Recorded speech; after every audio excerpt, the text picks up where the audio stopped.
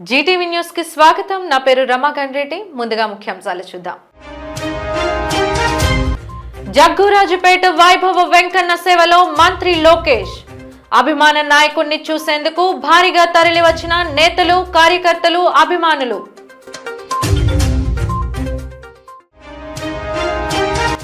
పర్యాటక అభివృద్ధిపై ప్రత్యేక దృష్టి సారించిన రాష్ట్ర ప్రభుత్వం. వివరాలు వెల్లడించిన టూరిజం చైర్మన్ బాలాజీ.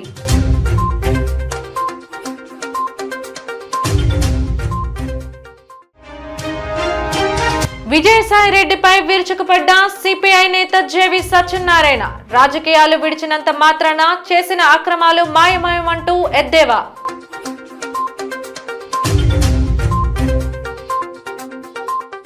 రాష్ట్ర ఐటీ విద్యాశాఖ మంత్రి నారా లోకేష్ విశాఖ పర్యటనలో భాగంగా గాజువాక శివారు యాదవ జగ్గరాజుపేట వైజాగ్ ప్రొఫైల్స్ గ్రీన్ సిటీలో కొలువై ఉన్న శ్రీ వైభవ వెంకటేశ్వర స్వామిని దర్శించుకున్నారు.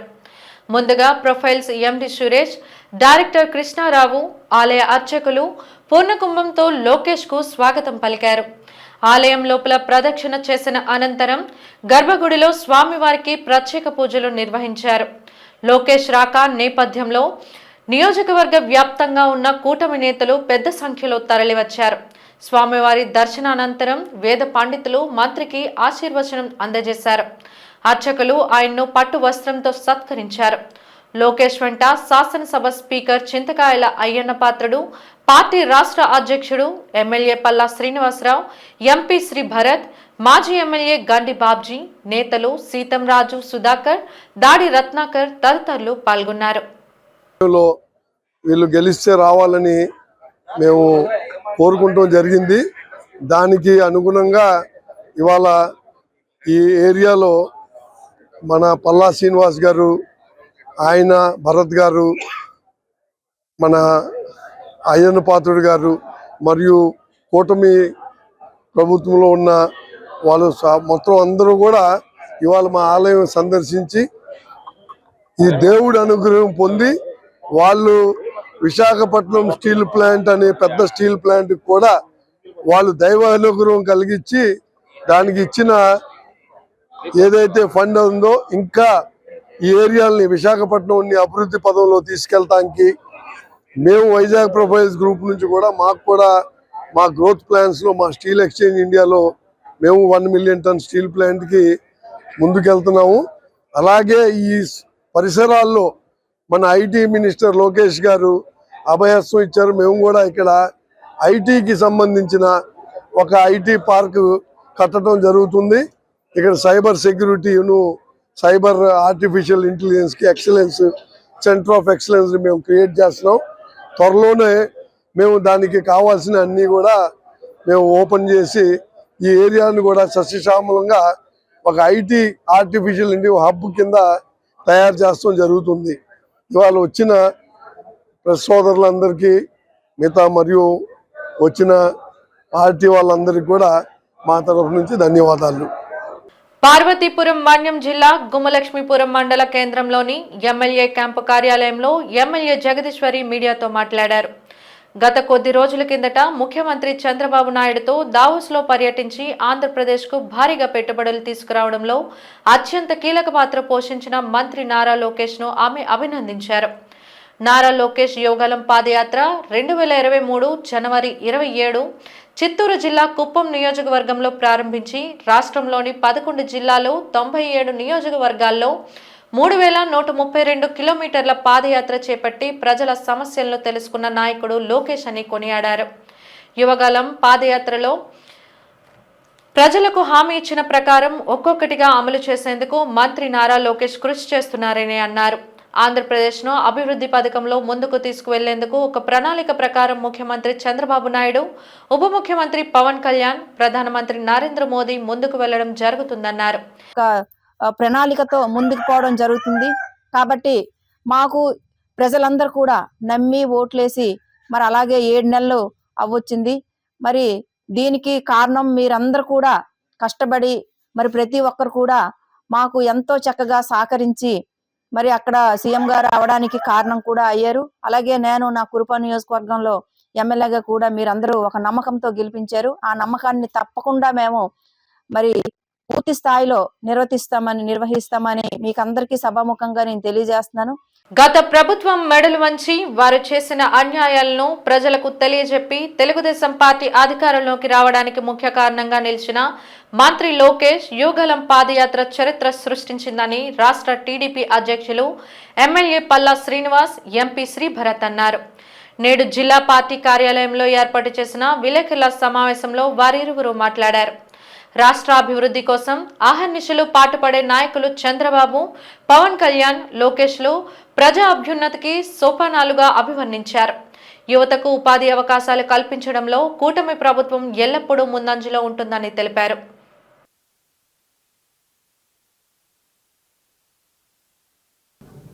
ఇండియాలో అసలు ఏ నాయకుడు వెళ్లే ముందు కూడా ఫస్ట్ మన ముఖ్యమంత్రి చంద్రబాబు నాయుడు గారు డావోస్కి 1997లో మొదటిసారి వెళ్ళడం జరిగింది. అండ్ డావోస్లో కూడా మీరు చూసారు, నేషనల్ మీడియా వాళ్ళు చాలా మంది మాట్లాడుతూ ద ఒరిజినల్ డావోస్ మ్యాన్ అని బాబు గారి గురించి చెప్తుంటే నాకు చాలా గర్వంగా అనిపించింది.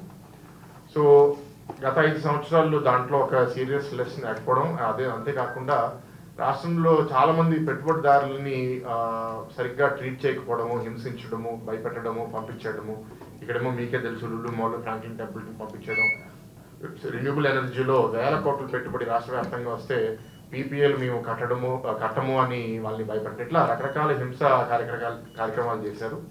సో ఇవాళ మనం డావోస్కి వెళ్ళినప్పుడు రెండు చేయాలి. ఒకటి, తిరిగి మళ్ళీ Andhra Pradesh is open for business, మీరు అందరికీ పెట్టుబడులు పెట్టాలి, బాగుంది అని చెప్పడానికి ఒకటి. ఇంకోటి, గత ప్రభుత్వం చేసిన అన్ని తప్పులకి మనం సంజాయిషి చెప్పి వాళ్ళకి ఒక ధైర్యం చెప్పాలి. ఎందుకంటే ఇందాక లొకేషన్ మాట్లాడుతూ కూడా ఒకటి చెప్పారు, చాలామంది కంపెనీస్ గత ప్రభుత్వంలో అది ముఖ్యమంత్రి గారిని కలవాలన్నా, గత ఐటీ మంత్రి అయినా, ఇండస్ట్రీ మంత్రి అయినా కలవాలన్నా వాళ్ళు దొరకకపోవడం, వాళ్ళ సమస్యలకి ఒక జవాబు కూడా చెప్పకపోవడం. సో ఇవాళ వాళ్ళు వచ్చి వాళ్ళ బాధలు చెప్పుకుంటే మనం అది ఎట్లా పరిష్కరిస్తామో చెప్పడమే కాకుండా భవిష్యత్తులో ఇట్లాంటి అనుభవం మీకు మళ్ళీ ఉండదని నమ్మిస్తేనే వాళ్ళు వెళ్ళి ఇంకో 10 మందికి చెప్తారు. ఎందుకంటే నేను మీకు చెప్తున్న అంతర్గతంగా చాలా డిస్కస్ చేసింది ఏంటంటే, గత 5 సంవత్సరాలు ఇప్పుడు ఎవరో ఇక్కడ ఒక 1000-2000 కోట్లు పెట్టుబడి రాష్ట్రంలో పెడతారు, మీరు వాళ్ళకి అన్యాయం చేస్తారు. వాళ్ళకి ఇవ్వాల్సిన పీపీఏ డబ్బులు మీరు ఇవ్వరు, లేకపోతే ఇవ్వాల్సిన ల్యాండ్ మీరు వాళ్ళకి కేటాయించరు, లేకపోతే మీరు తెలుగుదేశం పార్టీ సానుభూతి పరులని మీరు భావించి వాళ్ళని హింసించడము, ఇవన్నీ చేయడం వల్ల వాళ్ళు మాత్రమే బాధపడటం కాదు, వాళ్ళు ప్రపంచవ్యాప్తంగా ఇన్వెస్టర్ కమ్యూనిటీ, పారిశ్రామికవేత్తల కమ్యూనిటీలో ఆంధ్రాకి వెళ్ళొద్దు, ఆంధ్రాకి వెళ్తే మీరు చేతులు కాల్చుకుంటారు అని ఉట్టి మన రాష్ట్రంలో, మన దేశంలో కాదు, ప్రపంచవ్యాప్తంగా మనం చేశారు. అంటే ఏ స్థాయికి వచ్చిందంటే, ఇది Japanese ambassador, south Korea ambassador, వీళ్ళు కూడా ప్రధానమంత్రి గారి ఆఫీస్లో వెళ్ళి కంప్లైంట్ పెడితే కానీ, ఇక్కడ వీళ్ళకి మొట్టికాయ కొడితే కానీ వీళ్ళు కొన్ని విషయాల్లో స్పందించలేని పరిస్థితి. సో దాన్నంతా మనం ఫస్ట్ కవర్ చేసుకుంటూ నెక్స్ట్ ఈ 5 సంవత్సరాలు ఏం చేయబోతున్నాము, ఎట్లాంటి పెట్టుబడులు రావాలి, దాని మీద కూడా డిస్కస్ చేయడము. ప్రధానంగా మనం డావోస్కి వెళ్ళేది ఏంటంటే ఒక ఫీల్ గుడ్ ఫ్యాక్టర్, ఆంధ్రాలో ఇప్పుడు మళ్ళీ బాగా జరుగుతున్నాయి అన్నీ, మీరు రావాలి అని ఒక నమ్మకం కలిగించడానికి అనేక కంపెనీలు. మొదటిసారి ఇవాళ మీరు చూస్తే చాలా రాష్ట్రాలని కూడా కలిపి ఒక పెవిలియన్ పెట్టారు, ఇండియా పెవిలియన్ అని. దాంట్లో ఆంధ్ర పెవిలియన్, తెలంగాణ, మహారాష్ట్ర, కేరళ అన్ని రాష్ట్రాల నుంచి మనం చూసాం. ముఖ్యమంత్రులు కూడా ప్రధానంగా మనకి మహారాష్ట్ర, తెలంగాణ, ఆంధ్ర ముఖ్యమంత్రులు కూడా అక్కడ కనపడ్డారు. సో బాబు గారు అక్కడ ఒక పెద్ద దిక్కుగా ఆయన మాట్లాడిన మాటలు కూడా నాకు చాలా బాగా అనిపించింది. ఎందుకంటే ఆయన ఒక వేదిక మీద కేంద్ర మంత్రులు, రాష్ట్ర ముఖ్యమంత్రులు, రాష్ట్ర మంత్రులు కూర్చున్నప్పుడు ఒక్కొక్క రాష్ట్రం గురించి స్పష్టించి, ఆంధ్రాకి మీరు రావాలని నేను మిమ్మల్ని అడుగుతున్నాను, సరే ఆంధ్రాకి ఏ కారణం వలన మీరు రాకపోతే ఇండియాకి మాత్రం మీరు రావాల్సిందే, అండ్ ఒక్కొక్క స్టేట్లో ఏమున్నాయి స్ట్రెంగ్స్ అని చెప్తే, ఈయన ఒక రాజకీయ నాయకుడు లేకపోతే ఆంధ్రాకి పరిమితమైన నాయకుడు కాదు, ఒక స్టేట్స్మన్, దేశం గురించి ఆలోచిస్తాడు, వీఆర్ ఆల్ వన్ అని చెప్తే నాకు చాలా ఆనందంగా అనిపించింది. సో రెస్పాన్స్ చాలా బాగుంది. ఎప్పుడు లేని విధంగా 5 సంవత్సరాల గ్యాప్ తర్వాత మంచి ఎనర్జీతో మీరు చూస్తే మన డెలిగేషన్లో కూడా 4 నాయకులు మన పార్టీ తరఫు నుంచి, మన ప్రభుత్వం తరఫు నుంచి వెళ్ళడం, అండ్ వాళ్ళు అక్కడ చాలా క్లారిటీగా వాళ్ళ విజన్ ఏంటి, డీప్ టెక్నాలజీ, ఏఐ, మ్యానుఫ్యాక్చరింగ్, ఇవన్నిటి మీద అక్కడ స్పష్టించడము.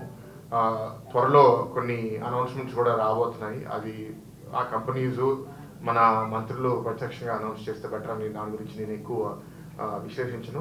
కానీ మీరు చూస్తే కాగ్నిజెంట్ అవనివ్వండి, విప్రోవాల్ అవనివ్వండి, వాళ్ళ బిల్ గేట్స్ గారు అవనివ్వండి, ఇలా కొత్త కొత్త ఇనిషియేటివ్స్ మీద కూడా చాలా మంచి డిస్కషన్స్ జరిగినాయి.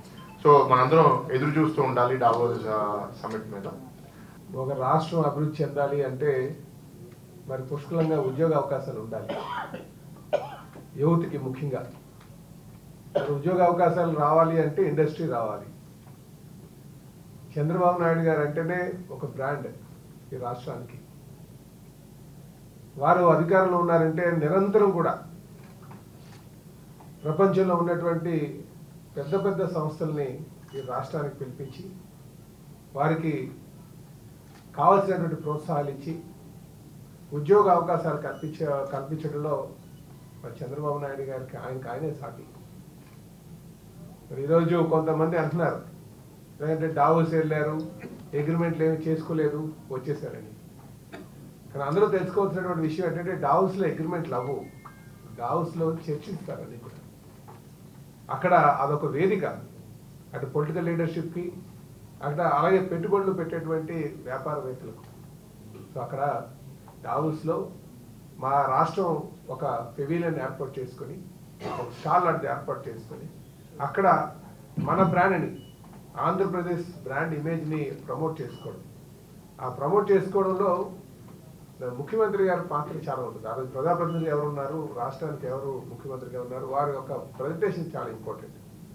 ఈరోజు యువ నాయకులు కూడా, నారా లోకేష్ బాబు ఆయన కూడా వెళ్ళి అక్కడ సాధ్యమైనంత వరకు కూడా ఈ రాష్ట్రంలో ఉన్నటువంటి అవకాశాలు, అది భూమి కావచ్చు, లేకపోతే పోషకాలు కావచ్చు, అంటే బెనిఫిట్స్ ఏమిస్తామనేది, ఇన్సెంటివ్స్ ఏమిస్తామని, ఇవన్నీ అక్కడ వారితో మాట్లాడి వాళ్ళందరినీ కన్విన్స్ చేయడం జరిగింది చాలామంది. ఇందాక మా ఎంపీ గారు చెప్తున్నట్టుగా మా రాష్ట్రంలో మీకు అనుకూలమైనటువంటి వాతావరణం లేకపోతే ఈ దేశంలో ఎక్కడో దగ్గర వచ్చి పెట్టుబడి పెట్టండి అని అందుకే చంద్రబాబు నాయుడు గారు అంటేనే ఒక బ్రాండ్ ఇమేజ్. వారు ఉంటే ఖచ్చితంగా ఇండస్ట్రీస్ వస్తాయనడానికి ఇదొక నిదర్శనం. ఈరోజు సుమారు 4 లక్షల ఎంప్లాయ్మెంట్ కలిగించేటువంటి ఇండస్ట్రీస్ వచ్చినాయి. గత ప్రభుత్వం అంతా కూడా కబుర్లు చెప్తూనే గడిపించింది. ఈ దేశానికి సంబంధించినటువంటి ప్రైమ్ మినిస్టర్ గారు కూడా వచ్చారు, వచ్చి గ్రీన్ ఎనర్జీ కోసం మాట్లాడడం జరిగింది. అలాగే రైలు ప్రాజెక్టుల కోసం మాట్లాడడం జరిగింది, రోడ్డు ప్రాజెక్టుల కోసం కూడా మాట్లాడింది. అంటే డావోస్లోనే కాకుండా ఈ కేంద్ర ప్రభుత్వాన్ని ఒప్పించి కూడా ఈ రాష్ట్రానికి పెట్టుబడులు తేడంలో చంద్రబాబు నాయుడు గారు చాలా దిట్టడానికి ఇది ఒక నిదర్శనం చెప్పి తెలియజేస్తున్నారు. రాష్ట్రాన్ని పర్యాటకంగా అభివృద్ధి చేసేందుకు కూటమి ప్రభుత్వం ప్రత్యేక ప్రణాళికలతో ముందుకు వెళ్తుందని ఏపీ టూరిజం చైర్మన్ బాలాజీ పేర్కొన్నారు. నేడు నగరంలో ఒక ప్రైవేట్ హోటల్ సముదాయంలో ఆయన మీడియాతో మాట్లాడారు. విశాఖ వేదికగా జరిగిన పర్యాటక పెట్టుబడుల సదస్సుకు సంబంధించిన వివరాలను వెల్లడించారు. సుమారు 1200 కోట్ల రూపాయల పెట్టుబడులకు ఎంఓయూ జరిగిందని, 8 పెద్ద కంపెనీలు ముందుకు వచ్చాయన్నారు. ముఖ్యమంత్రి చంద్రబాబు హయాంలో రాష్ట్రం సర్వతోముఖాభివృద్ధి దిశగా ముందుకు వెళ్తుందని అన్నారు. రాష్ట్రంలో ఉన్న అనేక పర్యాటక ప్రాంతాల అభివృద్ధికి ప్రత్యేక నిధులు మంజూరు కాబడుతున్నాయని, పర్యాటకులను ఆకర్షించే విధంగా తమ సంస్థ ప్రత్యేక పద్ధతుల ద్వారా ముందుకు వెళ్తుందని అన్నారు. పెట్టుబడిదారులకు ప్రభుత్వం అన్ని విధాల అండగా ఉంటుందని, గత ప్రభుత్వ హయాంలో పెట్టుబడిదారులపై భారం మోపబడిందని, అలాంటి దుందడుకు చర్యలు తమ ప్రభుత్వంలో జరగవని స్పష్టం చేస్తూ పెట్టుబడిదారులను ఆయన ఆహ్వానించారు. ఒక టూరిజం రంగంలోనే కాదు, అన్ని రంగాల్లో, ఇండస్ట్రియల్ కావచ్చు, అగ్రికల్చర్ రంగం, ఇది అన్ని రంగాలు కుదేలైపోయిన పరిస్థితి, అన్ని రంగాలు కూడా ధ్వంసమైన పరిస్థితి. దాంతోపాటు ఈ 5 సంవత్సరాల్లో టూరిజం ఎంత వెనకబడిపోయిందో, ఎంత ఇబ్బందులకు గురైందో మనం చూసాం. నేను ఈ 4 నెలల్లో కార్పొరేషన్ చైర్మన్ అయిన తర్వాత ముఖ్యమంత్రి చంద్రబాబు గారు కూడా ఈ టూరిజం అభివృద్ధి చేయాలి, ఆయనకున్నటువంటి ఆలోచనల మేరకు ఒక మంచి టూరిజం పాలసీని తీసుకొచ్చి టూరిజంను ప్రమోట్ చేయడం ఉద్దేశంతో సెప్టెంబర్ 27న వరల్డ్ టూరిజం రోజు ఒక ఇండస్ట్రియల్ పాలసీ కూడా అనౌన్స్ చేయడం జరిగింది. ఆ ఇండస్ట్రియల్ పాలసీ ద్వారా ఇవాళ ఇన్వెస్టర్స్ ముందుకు రావడం, ఈ రాష్ట్రంలో టూరిజం అభివృద్ధి చేయాలని సంకల్పంతో 5 సంవత్సరాల్లో ఏదైతే వెనకబాటుతనానికి గురైందో, ఏదైతే టూరిజం గురించి ఆలోచించే స్థితికి లేకుండా పోయిందో, చంద్రబాబు నాయుడు గారు ఇచ్చినటువంటి టూరిజం పాలసీ వలన, ఒక బూస్టప్ వలన ఇలా ఇన్వెస్టర్స్ ముందుకు రావడం జరిగింది. ఇందులో భాగంగా విజయవాడలో లాస్ట్ మంత్లో ఒక టూరిజం ఇన్వెస్టర్స్ మీటు, మరలా నిన్న వైజాగ్లో అయితే 8 మంది ఒక పెద్ద సంస్థల ఇన్వెస్టర్స్ ముందుకు రావటం, ఒక 36 ఎకరాలు గవర్నమెంట్ ల్యాండ్ అండ్ ఒక 30 ఏకర్స్ వాళ్ళ సొంత భూముల్లో.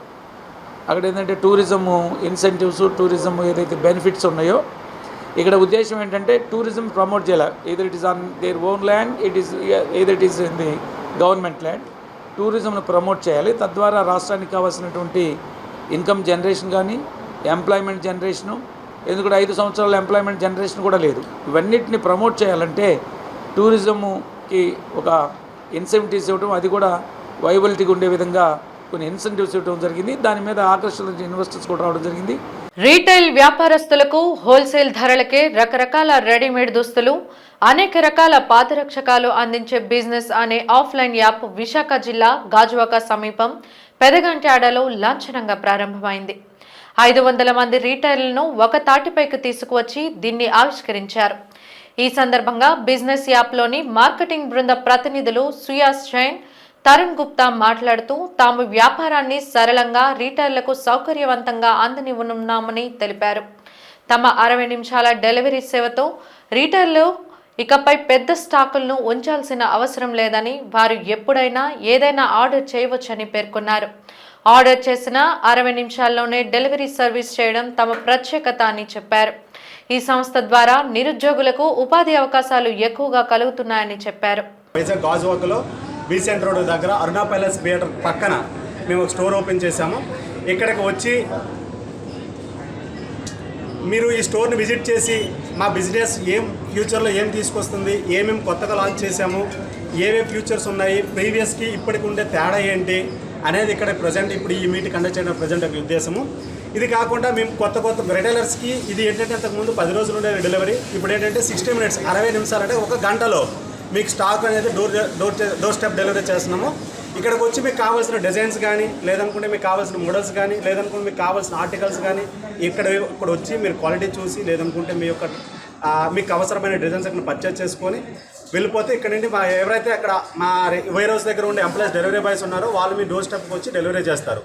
ఇది మెయిన్ ఉద్దేశం ఏంటంటే, ఇక్కడ మెయిన్ ఇది వైజాగ్లో మీ స్టోర్స్ లాంచ్ చేయడానికి మెయిన్ ఉద్దేశం ఏంటంటే, ఇంతకు ముందు ఏంటంటే మీకు పార్సల్ వచ్చిన 10 రోజుల తర్వాత మీకు ఏమైనా ప్రాబ్లమ్స్ వస్తే మీరు ఎస్కలేట్ చేస్తే ఇప్పుడు ఏంటంటే పే బిఫోర్ మీరు ఈ ఆర్టికల్ చూసి మీరు అమౌంట్ అనేది పే చేయొచ్చు. మీకు నచ్చితే ఆర్టికల్ ఉంచుకోవచ్చు మీ దగ్గర, లేదనుకుంటే మీరు రిటర్న్ మళ్ళీ పంపించవచ్చు. ఆ రిటర్న్ కూడా వెంటనే తీసుకువెళ్ళిపోతారు.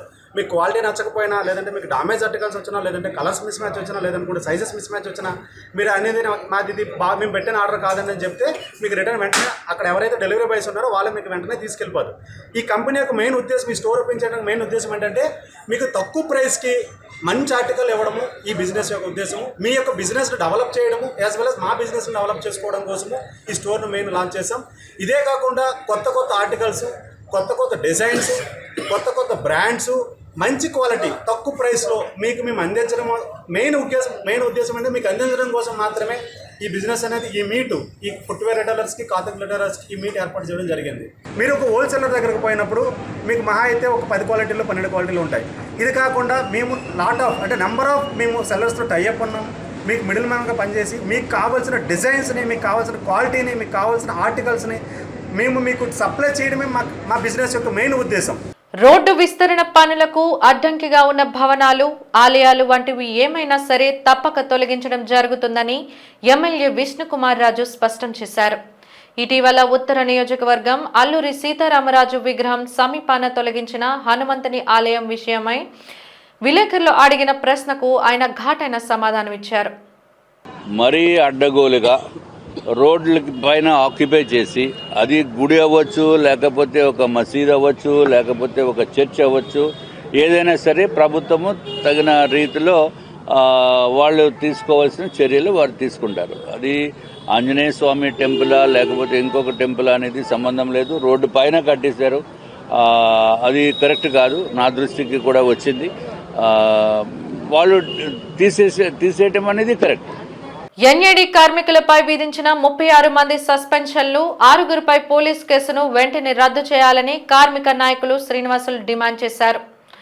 గత 68 రోజులుగా నిరసన చేస్తున్నప్పటికీ యాజమాన్యం దిగి రాకపోవడం చాలా బాధాకరమని అన్నారు. గతంలో ఎన్ఏడి కార్మికులకు అదనపు పని గంటలకు ఏ విధంగా వేతనం చెల్లించేవారో అదే విధంగా చెల్లించాలని డిమాండ్ చేశారు. ప్రస్తుత చీఫ్ జనరల్ మేనేజర్ ఇప్పుడు ఆ ఓటీకి సంబంధించిన పేమెంట్ ఇవ్వము, అది చట్టసమ్మతం కాదని చెప్పడం సమంజసం కాదన్నారు.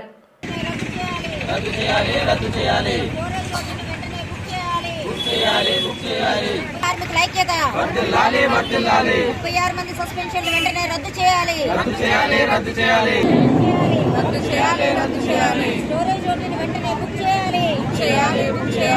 అక్రమంగా పెట్టిన కేసులను కూడా వెంటనే ఎత్తివేయాలని, సుమారు 700 మంది కార్మికుల తాలూకా కష్టపడి చేసిన ఓటీ వెంటనే పేమెంట్ చెల్లించాలని 68 రోజులుగా సత్యాగ్రహ దీక్షని కార్మికుల సమక్షంలో జరుపుతున్నాం.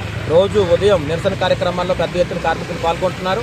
సాయంత్రం కూడా కార్మికులు విధుల నుంచి వెళ్లే సందర్భంలో ఇక్కడ వచ్చి తమ సంఘీభావాన్ని తెలియజేస్తున్నారు. ఇప్పటికైనా కొత్తగా వచ్చిన సీజీఎం గారు దీని మీద పునరాలోచన చేసి ఎవరైతే కార్మికులు చేసిన ఓటీ ఉందో దానికి వెంటనే పేమెంట్ చేయాలని, ఏదైతే సీజీఎం గారు చేసిన తప్పు ఉందో తప్పు మీద న్యాయ విచారణ జరపాలని చెప్పి యూనియన్గా డిమాండ్ చేస్తున్నాం. ఇప్పటికే విశాఖపట్నంలో ఉన్నటువంటి అనేక ట్రేడ్ యూనియన్లు మా సత్యాగ్రహ దీక్షకు మద్దతు తెలిపాయి. ఆల్ ఇండియా లెవెల్లో కూడా ట్రేడ్ యూనియన్లన్నీ మద్దతు తెలియజేస్తున్నాయి. ఐహెచ్క్యూ లెవెల్ వరకు ఈ ఇష్యూని తీసుకెళ్లగలిగాం.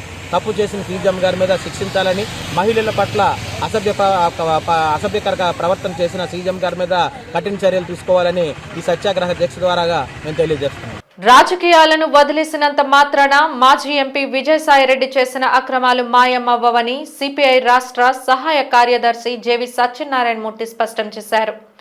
గత జగన్మోహన్ రెడ్డి ప్రభుత్వంలో అన్ని వ్యవస్థలను అడ్డం పెట్టుకుని విజయసాయిరెడ్డి చేసిన అడ్డగోలు వ్యవహారాలు అన్నిటిపై హైకోర్టు సిట్టింగ్ జడ్జి నేతృత్వంలో విచారణ జరపాలని కూటమి ప్రభుత్వాన్ని డిమాండ్ చేశారు. అల్లిపురంలోని సిపిఐ జిల్లా కార్యాలయం నీలం రాజశేఖర్ రెడ్డి భవన్లో ఏర్పాటు చేసిన మీడియా సమావేశంలో సత్యనారాయణ మూర్తి మాట్లాడారు. అధికారాన్ని అడ్డుపెట్టుకుని విజయసాయిరెడ్డి చేసిన అక్రమాలు, ఆగడాల కారణంగా విశాఖ నగరం బ్రాండ్ ఇమేజీ మసకబారిందని పేర్కొన్నారు. ప్రస్తుతం కూటమి ప్రభుత్వంలో భాగస్వామ్యం అయిన బీజేపీ రాష్ట్ర అధ్యక్షురాలు పురంధేశ్వరి ప్రతిపక్షంలో ఉండగా విజయసాయిరెడ్డి అక్రమాలపై సుప్రీంకోర్టుకు లేఖ రూపంలో ఫిర్యాదు చేశారని, ఇప్పుడు అధికారంలోకి వచ్చి 6 నెలలు అయినా ఎందుకు విచారణకి ఆదేశాలు ఇవ్వలేకపోతున్నారని నిలదీశారు. విజయసాయిరెడ్డిపై టీడీపీ నేతలు గతంలో చేసిన ఆరోపణల్లో నిజాలు ఇప్పుడు కనిపించడం లేదా అని ప్రశ్నించారు. భీమిలి కోర్టుకి తిరిగాము, ఇతర కోర్టులకు కూడా మేము అక్కడ చేసినటువంటి ఆందోళనలో తిరిగాము. ఇప్పటికీ వెళ్తున్నాం. భీమిలి కోర్టుకి సంబంధించి ఇప్పటికి కూడా వెళ్తున్నటువంటి పరిస్థితి ఉంది. కాబట్టి ఇక్కడ నేను ఇందాక చెప్పినట్టు ఎవరు అధికారంలో ఉన్నా ఒకే తానులో గుడ్డలాగా వ్యవహరిస్తూ ఉన్నారు. విశాఖపట్నానికి సంబంధించి ప్రత్యేకించి ఇక్కడ భూ కుంభకోణాలు వెలికి తీయడానికి వాళ్ళు ప్రతిపక్షంలో ఉన్నప్పుడు మాట్లాడుతున్నారు. అధికారంలోకి వచ్చిన తర్వాత గాలికి వదిలేసి వీళ్ళు కూడా అందులోని భాగస్వాములు అయిపోతూ ఉన్నారు. ఇది మీ విశ్వాసాన్ని కోల్పోయే, ప్రజల విశ్వాసాన్ని కోల్పోయేటటువంటి పరిస్థితి ఉంటుంది. అందుకని మీరు మీరేసిందే గతంలో అధికారంలో ఉన్నప్పుడు తెలుగుదేశం వారు వేసిన సీటు నేను బహిర్గతం చేయండి ఏమి నివేదిక ఇచ్చిందన్నది. అలాగే వైసీపీ వాళ్ళ అధికారంలో ఉన్నప్పుడు వాళ్ళు ఇచ్చినటువంటి సీటు నివేదికను కూడా బహిర్గతం చేస్తే ఆ రెండింటికి ఏమి సామీప్యాలు ఉన్నాయి, ఏవి వ్యతిరేకంగా ఉన్నాయి, దాన్ని అలాగ పరిష్కారం చేయాలన్నది ప్రజల ముందు పెట్టండి, ప్రజలు తేల్చుకుంటారు. వార్తలు ముగించే ముందు ముఖ్యాంశాలు మరోసారి. జగ్గూరాజుపేట వైభవ వెంకన్న సేవలో మంత్రి లోకేష్. అభిమాన నాయకుడిని చూసేందుకు భారీగా తరలివచ్చిన నేతలు, కార్యకర్తలు, అభిమానులు.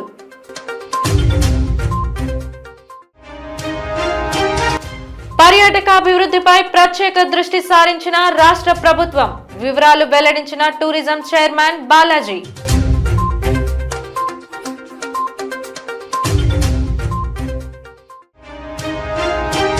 విజయసాయిరెడ్డిపై విరుచుకుపడ్డ సిపిఐ నేత జేవి సత్యనారాయణ. రాజకీయాలు విడిచినంత మాత్రాన చేసిన అక్రమాలు మాయమయమంటూ ఎద్దేవా.